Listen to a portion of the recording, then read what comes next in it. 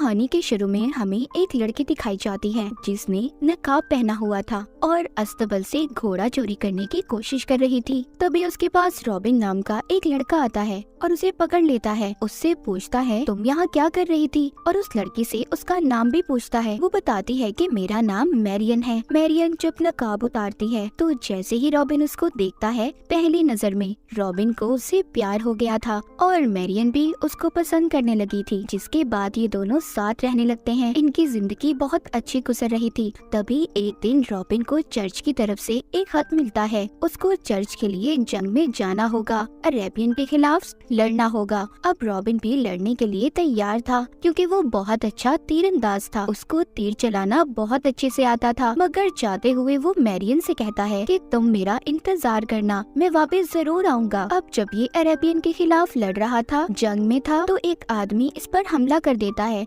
इससे पहले कि वो रॉबिन को मारता, उसका एक साथी उसे बचा लेता है। रॉबिन इस जंग में 2 साल तक लड़ता रहा। उन्होंने किले को फतह कर लिया था। पर जंग के बाद रॉबिन का जो कमांडर था, अपना जाने अपने ही लोगों को मार रहा था। जब एक बच्चे को यहाँ पर मारने के लिए लाया जाता है तो इधर उस बच्चे के डैड भी थे। वो कहते हैं मेरे बेटे को छोड़ दो, मैं तुम्हें सब बताने के लिए तैयार हूँ। पर कमांडर कुछ नहीं सुनता। वो उस आदमी के बेटे को मारने की कोशिश करता है, पर रॉबिन से ये सब नहीं देखा जा रहा था, इसीलिए वो कमांडर पर हमला कर देता है। लेकिन कमांडर ने उस बच्चे को मार दिया था। रॉबिन को भी उधर पकड़ लिया जाता है और एक तीर से उस पर हमला भी किया जाता है, जिससे रॉबिन बहुत ज्यादा जख्मी हो गया था। फिर इसके बाद हम देखते हैं रॉबिन को अब उसके घर भेज दिया गया था। जंग लड़ने के बाद रॉबिन जब अपने घर वापस आता है तो देखता है उसका घर खंडर में बदल गया था। वो दरअसल यहाँ पर मैरियन को ढूंढने आया था, जिसको वो यहाँ 2 साल पहले छोड़ कर गया था और उससे वादा कर गया था कि वो वापस जरूर आएगा। फिर वो चर्च के फादर के पास जाता है जो उसका दोस्त था। फादर बताता है कि हमें यहाँ पर खबर मिली थी कि तुम जंग में मर चुके हो, तो यहाँ के शेरिफ ने तुम्हारे घर को खाली करवा दिया और मैरियन को घर से बाहर निकाल दिया और अब वो इस शहर से बाहर रहती है जहाँ पर कोयले की कान है। रॉबिन अब उस शहर में पहुँच गया था जहाँ पर वो जाते ही अपने सामने मैरियन को देखता है। इससे पहले ये उसके पास जाता तो मैरियन के पास एक आदमी खड़ा था जिससे मैरियन बहुत ही मुस्कुराकर बातें कर रही थी। इसको समझ आ चुकी थी कि जब मैरियन ने इसकी मौत की खबर सुनी होगी तो जिसके बाद मैरियन ने शादी कर ली। ये सोचकर रॉबिन उसके पास नहीं जाता। रॉबिन को अब नहीं पता था कि उसे अब क्या करना है। जब ये बाहर जाने लगता है तो इसके सामने एक आदमी आता है जो इसका रास्ता रोक रहा था।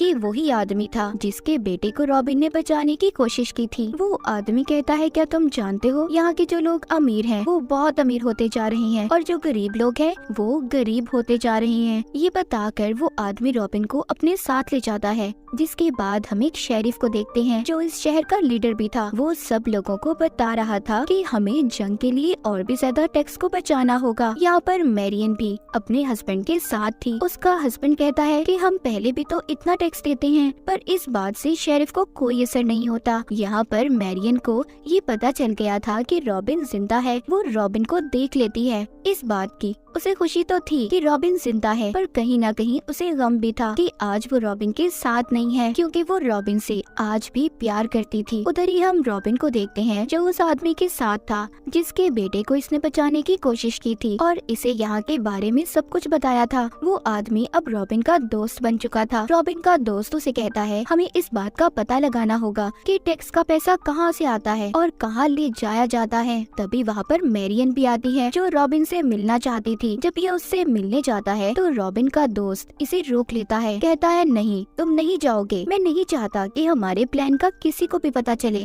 क्योंकि वो चाहता था कि रॉबिन अपनी पुरानी जिंदगी में वापस न जाए और यहाँ लोगों की मदद करे। ये अब उसको और भी ज्यादा अच्छा तेज चलाना सिखाता है। रॉबिन का निशाना बहुत अच्छा था। इनका ये प्लान था कि वो सरकारी खजाने को लूट लेंगे, उसे चोरी कर लेंगे। अब ये उस जगह पर जाता है जहाँ पर सारा खजाना टैक्स का पैसा रखा जाता था। ये वहाँ पर सभी सिपाहियों को अपने तीर के निशाने से हमला करके मार देता है और फिर उस जगह जाता है जहाँ पर सभी लोग टैक्स दे रहे थे। ये वहाँ पर सबसे ज्यादा टैक्स देता है। ऐसा इसने इसलिए किया था ताकि ये यहाँ पर शेरिफ और लोगों का भरोसा जीत सके, और होता भी ऐसा ही है। शेरिफ जब ये देखता है तो वो रॉबिन से काफी इम्प्रेस हो गया था। जब ये यहाँ से जा रहा था तभी इसके सामने मैरियन आ गई थी। ये उससे कहता है, देखो हमारे दरमियान जो भी था सब कुछ खत्म हो चुका है। इतना कहकर इसका दोस्त इसे बुला लेता है। रॉबिन अब वहाँ से जा चुका था। ये अब और भी ज्यादा खजाना लूटता है और एक बैग को मैरियन के घर के बाहर भी रख देता है, क्योंकि वो जानता था कि मैरियन को भी पैसों की जरूरत थी। दूसरी तरफ हमें दिखाया जाता है कि शेरिफ का एक आदमी उसके पास आता है और उसे बताता है कि सरकारी खजाने को कोई चोरी कर रहा है। शेरिफ ये सुनकर काफी परेशान हो गया था। वो उस आदमी से कहता है कि ज्यादा सिपाहियों को खजाने की पहरेदारी पर लगा दो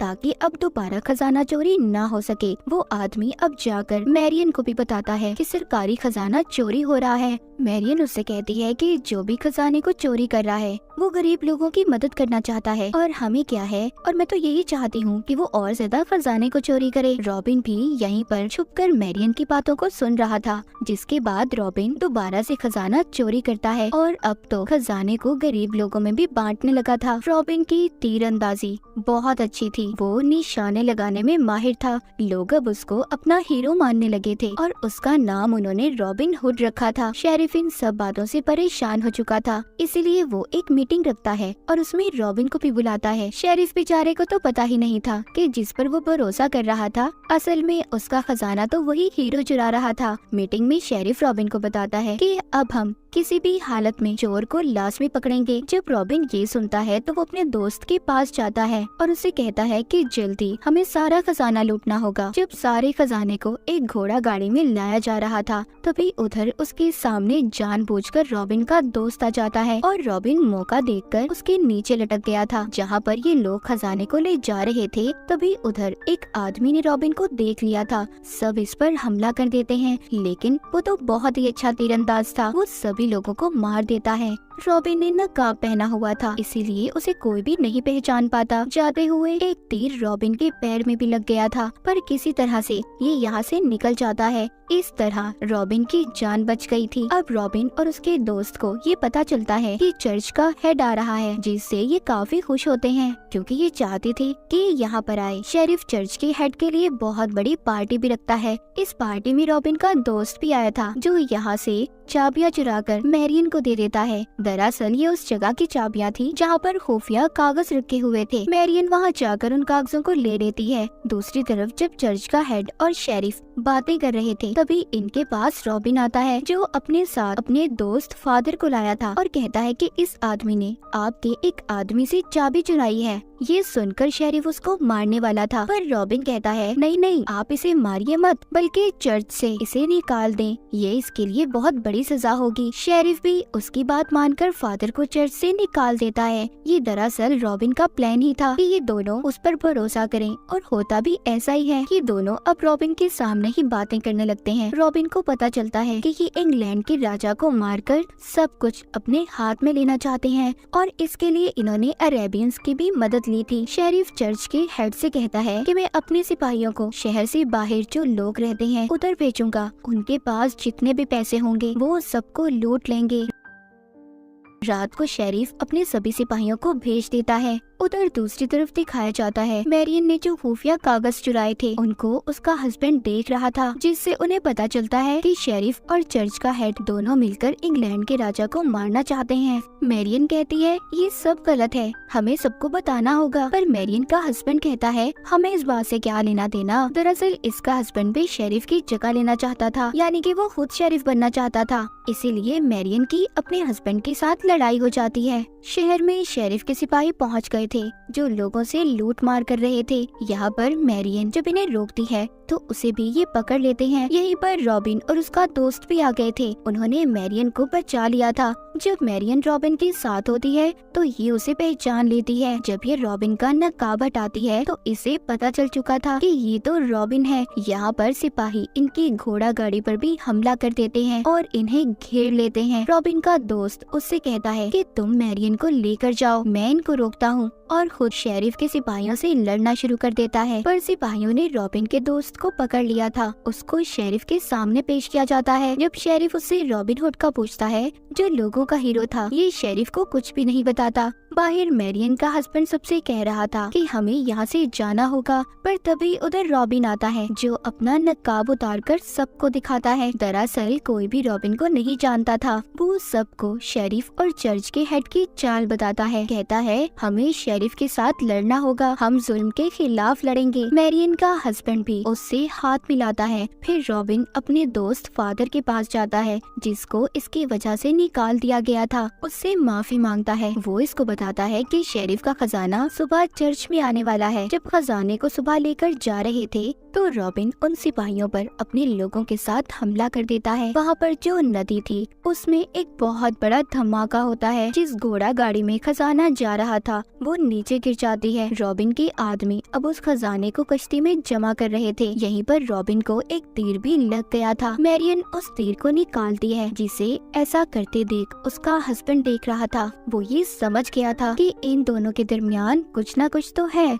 इससे पहले ये कुछ कहता तभी एक आदमी इस पर हमला कर देता है और अब रॉबिन हुड अपने लोगों से कहता है कि खजाने को पानी के रास्ते तुम जंगल में ले जाओ। इसके बाद मैरियन अपने हस्बैंड के पास आती है पर वो उससे नाराज था, उसको जाने का कहता है। उधर रॉबिन देखता है कि शेरिफ के सिपाही उसके लोगों को मार रहे हैं, इसीलिए वो अपना नकाब हटाकर सबके सामने आ गया था। तभी शेरिफ के सिपाही उसे पकड़कर शेरिफ के पास ले गए थे। शेरिफ उसे देखकर बहुत गुस्से में आ गया था क्योंकि रॉबिन ने उसे धोखा दिया था। ये उसे मारने लगता है पर यहाँ पर शेरिफ के जो सिपाही थे उनमें से एक शेरिफ पर हमला कर देता है क्योंकि ये रॉबिन का दोस्त था जिसने सिपाहियों वाले कपड़े पहने हुए थे। वो आजाद हो चुका था। ये दोनों शेरिफ पर हमला करके उसे मार देते हैं और यहाँ से बाहर निकल जाते हैं। रॉबिन के लोगों के पास अब खजाना था। वहीं पर हमें मैरियन के हस्बैंड को भी दिखाया जाता है जो कि शेरिफ बनना चाहता था। चर्च के हेड ने उसे शेरिफ बना दिया था। वो सब लोगों को जमा करके रॉबिन का पोस्टर दिखाता है। कहता है कि ये हमारा दुश्मन है। असल में वो लोगों को रॉबिन के खिलाफ भड़का रहा था। दूर खड़ा रॉबिन भी ये सब देख रहा था और तीर चलाकर अपने पोस्टर पर जो मैरियन के हस्बैंड ने पकड़ा हुआ था वो दीवार पर जाकर लगता है। इसका मतलब ये था कि रॉबिन हुड ने उसके चैलेंज को मान लिया था और वो ये था कि वो रॉबिन हुड को पकड़ कर दिखाए। रॉबिन और उसके लोगों ने शेरिफ और चर्च के हेड का प्लान फेल तो कर दिया था पर रॉबिन जानता था कि ऐसा दोबारा फिर होगा, मगर रॉबिन इन सब चीजों के लिए पहले ही तैयार था। और इसी के साथ रॉबिन हुड की ये कहानी यहीं पर खत्म हो जाती है।